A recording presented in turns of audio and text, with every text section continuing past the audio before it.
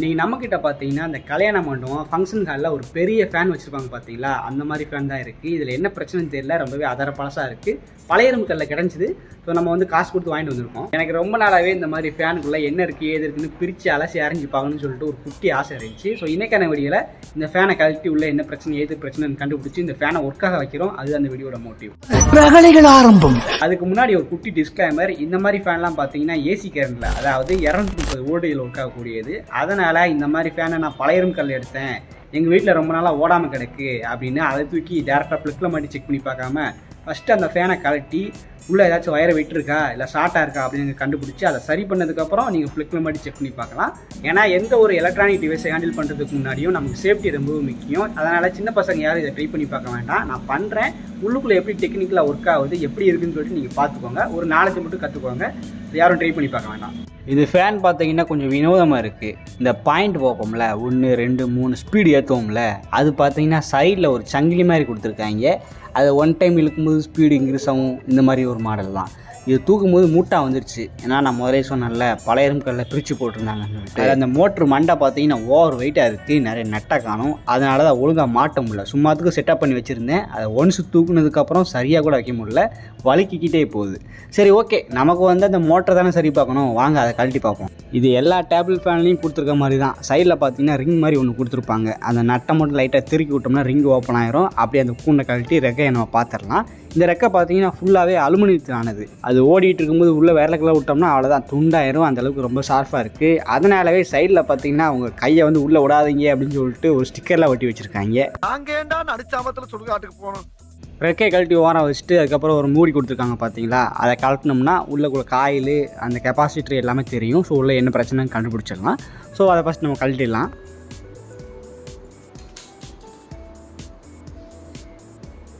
இதான் actual motor setup. இது வழியாக பார்க்கும்போது அந்த காப்பர் கம்பிலாம் தெரியுது. அது வந்து கருகி போன மாதிரியோ பஸ்டான மாதிரியோ எதுவுமே தெரியல. நார்மல் காப்பர் எப்படி இருக்கும் அந்த மாதிரி தான் தெரியுது. ஸோ இதை வச்சு உள்ள மோட்ரு கருகி போகலை அப்படின்னு ஓரளவுக்கு நம்ம கன்ஃபார்ம் பண்ணியாச்சு. கழட்டி பார்த்தா நம்ம ஃபுல்லாக பார்த்துடலாம்.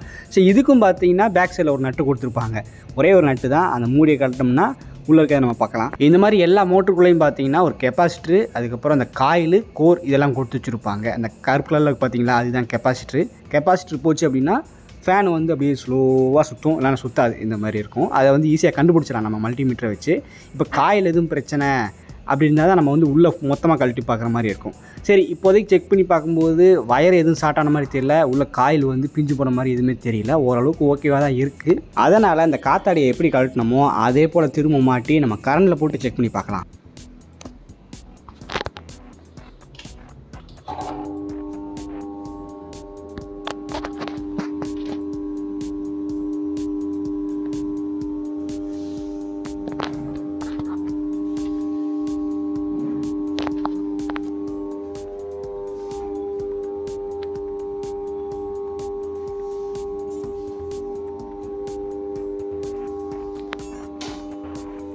கரண்டில் போட்டு பார்த்தா ஒரு மாதிரி அப்படி சவுண்டு கேட்டே இருக்குது. அது கொஞ்ச நேரம் கேட்டால் தலையை வலிச்சிடும் போல் அப்படி இருக்குது. ஆனால் மோட்ரு நமக்கு சுற்றவே இல்லை. பின்னாடி இந்த மண்டை இருக்குது பார்த்தீங்களா, அங்கேருந்து தான் சவுண்டு வந்து கேட்டுருக்கு.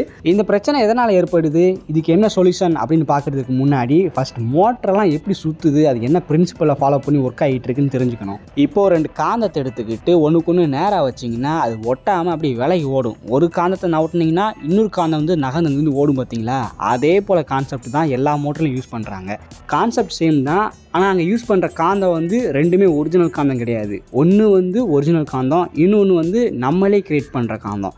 அது எப்படி திரும்பிங்களா நம்மளே கிரியேட் பண்ணுறதுன்னு கேட்டிங்கன்னா, ஒரு நீளமான காப்பர் கம்பி எடுத்துக்கிட்டு அதை நல்லா சுருட்டிக்கிட்டு அந்த காப்பர் கம்பியோட 2 எண்ட்லையும் நீங்கள் வோல்டேஜ் கொடுத்தீங்க அப்படின்னா அந்த காப்பர் கம்பி வழியாக வோல்டேஜ் பாஸ் ஆகிறதுனால அதை சுற்றி பார்த்தீங்கன்னா ஒரு செயற்கையான காந்தப்புலம் உருவாகும். இதைத்தான் எலக்ட்ரோ மேக்னெட்டிக் ஃபீல்டுன்னு சொல்கிறாங்க. இப்படி நம்ம செஞ்ச அந்த காப்பர் கம்பிக்கு நடுவில் ஒரு காந்தத்தை வைக்கும்போது என்ன ஆகும், மேலே ஆல்ரெடி செயற்கையாக காந்தப்புலம் உருவாகுது, கீழே வந்து ஒரிஜினல் காந்தம் இருக்குது. அப்போ ஒன்றுக்கு ஒன்று எதிர்க்குமா? இப்படி எதிர்க்கும் போது உள்ளே இருக்கிற ஒரிஜினல் காந்தம் பார்த்தீங்கன்னா அப்படியே ஒரு டைம் ரொட்டேட் ஆகும். நம்ம வந்து திரும்ப கண்டினியூஸாக வோல்டேஜை கொடுத்துட்டே இருக்கிறதுனால உள்ளே இருக்கிற அந்த காந்தம் பார்த்தீங்கன்னா ஸ்பீடை ரொட்டேட் ஆக ஆரம்பிக்கும். இப்படி தான் மோட்ரு ஒர்க் ஆகுது.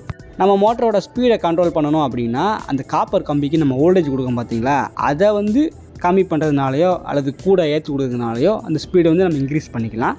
இதுக்கு வந்து டிசி மோட்ரு, ஏசி மோட்ருன்னு சொல்லிட்டு தனித்தனியாக இருக்குது. ரெண்டை பற்றி பார்க்கணும் அப்படின்னா நமக்கு பெரிய டாப்பிக்காக போகும். பட் நம்ம இன்றைக்கி பழைய இரும்புக்கல் எடுத்துக்கணும் பார்த்தீங்களா, இது வந்து ஏசி மோட்டார், ஏசி கரண்டில் ஒர்க் ஆகக்கூடிய மோட்ரு. இந்த மோட்டர்லேருந்து 3 ஒயர் இருக்கும். ஒன்று வந்து கிரவுண்டு, இன்னொன்று வந்து பேஸு, இன்னொன்று வந்து இந்த கெப்பாசிட்டிலேருந்து வரும். அதில் தான் அந்த ஸ்பீடை வந்து ரெகுலேட் பண்ணுறதுக்கு ஒரு சின்ன காம்பவுண்ட் மாதிரி இருக்கும், அதுலேருந்து வந்துக்கிட்டு இருக்கும். இந்த கெப்பாசிட்டர் தான் இந்த மாதிரி மோட்டரில் காந்தத்தன்மை உருவாகிறதுக்கு முக்கியமான ரீசன். கெப்பாசிட்டர் போச்சு அப்படின்னா மோட்ரு சுத்தமாக ஓடாது, இல்லைனா ஸ்லோவாக சுற்றிக்கிட்டு இருக்கும். இப்போவே கண்ணை கட்டுது. சரி, இதுக்கப்புறமும் வளவலன்னு பேசி கழுத்து இருக்காமல் கண்டென்ட்டுக்குள்ளே வந்துடுவோம். இப்போ நம்ம பழைய இரும்புக்கல்லை எடுத்த மோட்டருக்குள்ளே பார்த்தீங்கன்னா அந்த காயில் ஓப்பன் பண்ணி பார்க்க போகிறோம். இதுக்கு சைடில் பார்த்தீங்கன்னா 4 டைட்டான ஸ்க்ரூ கொடுத்து வச்சுருக்காங்க. ஓப்பன் பண்ணுறதுக்கு ரொம்பவே டைட்டாக இருந்துச்சு. அதை கழட்டினதுக்கப்புறம் சேஃபாக இழுக்கணும். ஏன்னா அதுலேருந்து தான் வயர் வந்து வெளியே வரும். அந்த கெப்பாசிட்டர் வயரு, மோட்டருக்கு போகிற 3 வயரு, இது எல்லாமே அது வழியாக தான் வரும். அந்த மூடியை மட்டும் நீங்கள் சேஃபாக அப்படி கலட்டணும். இதை கலட்டினோடனே என் கண்ணுக்கு ஃபஸ்ட்டு தென்பட்டது வந்து அந்த மூடியோட சென்டரில் பிளாக் கலரில் ஒன்று இருக்குது பார்த்தீங்களா, அதை வந்து ஆல்ரெடி யாரோ கலட்டி மாட்டின மாதிரி தெரிஞ்சிருக்கு. அந்த இடமே பார்த்தீங்கன்னா உடஞ்சி போயிருக்கு. ஸோ அதுக்கப்புறம் சென்டரில் அந்த காயில், கம்பி இதிலெல்லாம் பார்க்கும்போது அதில் இருக்க க்ரீஸ் வந்து ரொம்பவே உறைஞ்சி போயிடுச்சு. அப்புறம் சென்டரில் பார்த்தீங்கன்னா ஒரு மூமெண்ட் ஃப்ளெக்ஸ், அதாவது வளவலன்னு இருக்கணும். அப்படி இருந்தால் தான் உள்ளே சுற்று நல்லா. அந்த மாதிரி வளவளப்பு தன்மை இல்லை, ரொம்ப இறுகி போயிருக்கு. இதுக்கெல்லாம் காரணம் இந்த மோட்டர் ரொம்ப பழசானதும் சென்டரில் அந்த கருப்பு கலருக்கு பார்த்தீங்களா, அது கூட ஒரு ரீசனாக இருக்கலாம். எதுக்கு இந்த மாதிரி சென்டரில் கருப்பு கலரில் கொடுத்துருக்காங்கன்னு கேட்டிங்கன்னா, அது வேறு ஒன்றுத்துக்கு இல்லை, ஜஸ்ட்டு பேலன்ஸ்க்காக தான். இப்போ சைக்கிள் ஓட்டும்போது வீலுக்கு அங்கிட்டு இங்கிட்டு நட்டு போட்டு நம்ம மாட்டி வச்சுருப்போம்ல, அதுதானே அந்த வீலுக்கு வந்து ஒரு பேலன்ஸ் கொடுக்கு. அது போல தான் இந்த மோட்ரு உள்ளே சுற்றுது பார்த்தீங்களா, அந்த கம்பிக்கு பேலன்ஸ் கொடுத்து அது தாக்கி பிடிக்கிறது வந்து இந்த சென்டரில் பார்த்தீங்களா, இதுதான். இது வந்து சுற்றணும், இது டைட்டாக பிடிச்சிடக்கூடாது. அந்த மோட்டரை இதை டைட்டாக பிடிச்சிது அப்படின்னா மோட்ரு சுற்றாது. கிர்ன்னு சவுண்டு வச்சு பார்த்தீங்களா, அப்படி தான் வந்துக்கிட்டு இருக்கும். நீங்கள் பாருங்கள், மோட்ரு கம்பிகளை விட்டு சுற்றி பார்க்குறேன். அது சுற்றுறதுக்கே கொஞ்சம் கடினமாக இருக்குது, ரஃப்பாக இருக்குது. உள்ளார வந்து க்ரீஸ் இருக்கணும்.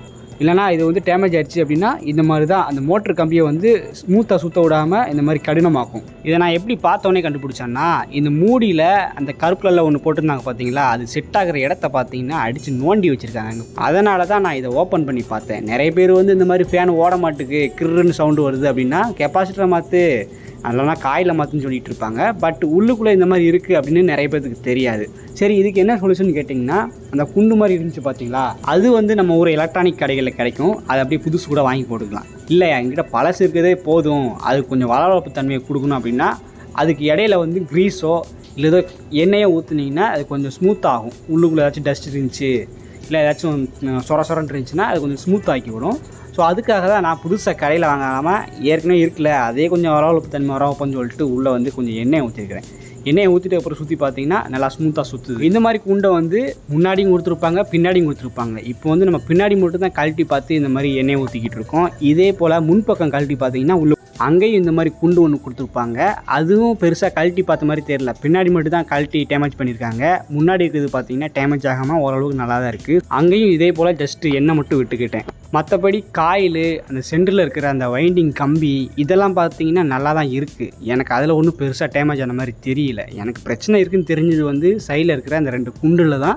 ஸோ அது மட்டும் இப்போது எண்ணெய் ஊற்றி வரளவுக்கு ஆக்கியாச்சு. இப்போ மோட்டரை திரும்ப மாட்டி இப்போ நம்ம கரண்டில் மாட்டி பார்க்கலாம்.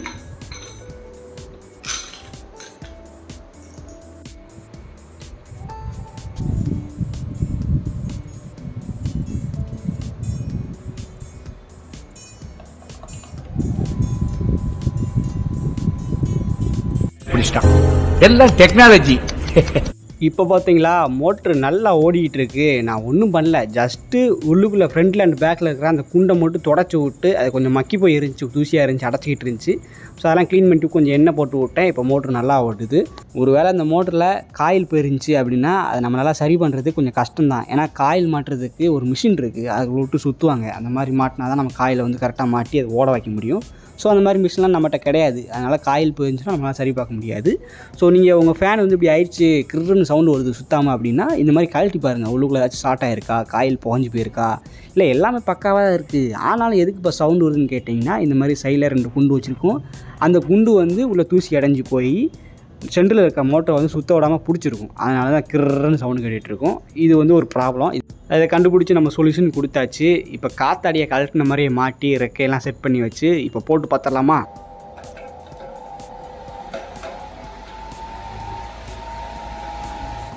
உண்மையிலேயே காத்தாடி வேறு லெவலில் ஒர்க் ஆகிட்டு இருக்கு. இது வந்து எனக்கு தெரிஞ்ச ஒரு சொல்யூஷன். இதை தவிர்த்துட்டு இதுக்கு வேறு எதுவும் சொல்யூஷன் இருக்கா அப்படின்னு காத்தாடி சரி பண்ணுற டெக்னீஷியன் இருந்ததுன்னா உங்களோட கருத்துக்களை கீழே பதிவு பண்ணுங்கள். எனக்கு சின்ன வயசுலேருந்தே இந்த மாதிரி ஃபேனை பார்த்தா ஒரு கெட்ட பழக்கம் இருக்குது. அது என்னென்னா